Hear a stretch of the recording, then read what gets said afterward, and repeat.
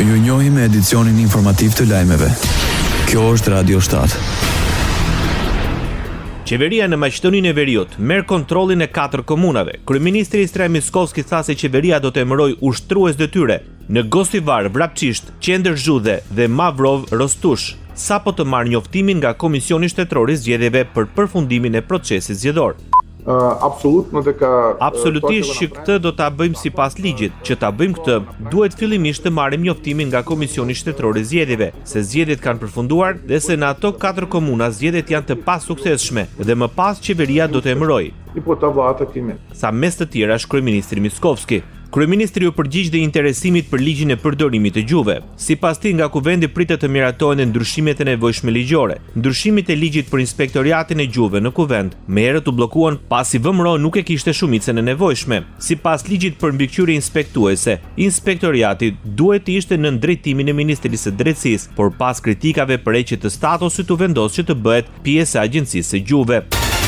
Ministri i Shëndetësisë i Republikës Maqedonisë së Veriut, Azir Aliu, premton digitalizim me synim përmirësimin e shërbimeve në këtë sektor. Pas një takimi me kryetaren e Odës së farmacistëve, Vesna Stavrova, dhe kryetaren e shoqatës së farmacive private, Joana Andonovska, ministri theksoi se digitalizimi do të përfshijë dhe fushën e farmacisë. Punoj me përkushtim në digitalizimin e sektorit të shëndetësisë dhe një nga prioritetet në periudhën e ardhshme do të jetë intensifikimi i këtyre proceseve dhe në segmentin e shërbimeve farmaceutike, si dhe zhvillimi i mbështetjes institucionale për forcimin e komunikimit profesional ndërmjet farmacistëve dhe mjekëve am, deklaroi ministri i Shëndetësisë Azir Aliu.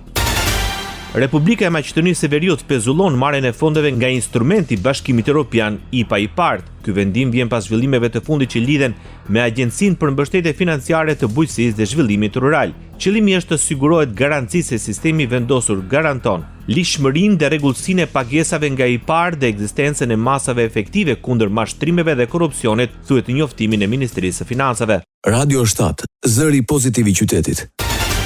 Krim dhe provokim të rënd e komentoi presidenti Vjosa Osmani rrëmbimin brenda territorit të shtetasit të Kosovës, Milan Vukashinović. Po, si që dini, edhe sipas dhënave kadastrale, ajo është pjesë e territorit të Republikës së Kosovës. Sa i përket hetimit që po e bëjnë institucionet tona në bashkëpunim me institucionet e sigurisë të shteteve aleate. Sipas kreut të shtetit, gjendja e tij është e rëndë, ndërsa as ambasadori i Kosovës në Beograd nuk është lejuar të atakojë. Ajo ka deklaruar se është në komunikim edhe me shtetet e Kuintit dhe përfaqësues të tjerë në lidhje me këtë rast. Përfaqësuesi ynë në Beograd, ambasadori Jashari, ka tentuar disa herë që ta vizitoj të plagosurin, mirë po nuk është lejuar. Nga ana e spitalit, informatat që i kemi është që ajo është në gjendje shumë të rëndë shëndetësore. Përveç kësaj, institucionet tona janë në komunikim edhe me familjen e të plagosurit, qytetarit ton, dhe po ashtu me të gjithë dëshmitarët të cilët e kanë parë ngjarjen dhe çfarë ka ndodhur. Deklaroi kreu i shtetit në Kosovë, Vjosa Osmani. Ishi dërguari i posaçëm i Shteteve të Bashkuara të Amerikës në Kosovë gjatë periudhës së luftës, Christopher Hill, ka mbrojtur idenë se Hashim Thaçi nuk kishte autoritetin e kreut të ÇK-s gjatë luftës. Në dëshminë e tij në mbrojtje të ish presidentit të Kosovës, Hashim Thaçi, në gjykatën speciale me Selin në Hag, Hill ka deklaruar se asnjëherë nuk ka dëgjuar se Hashim Thaçi është përfshirë apo të ketë dhënë urdhër për aktivitet të palishëm. Sipas Hill, një nga sfidat e komunikimit me UÇK-n ishte se nuk kishte një strukturë hierarkike.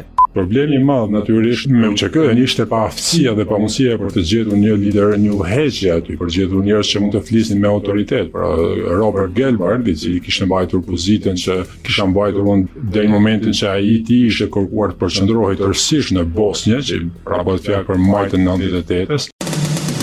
Ndoqët lajmet shkurt në Radio 7, zëri pozitiv i qytetit.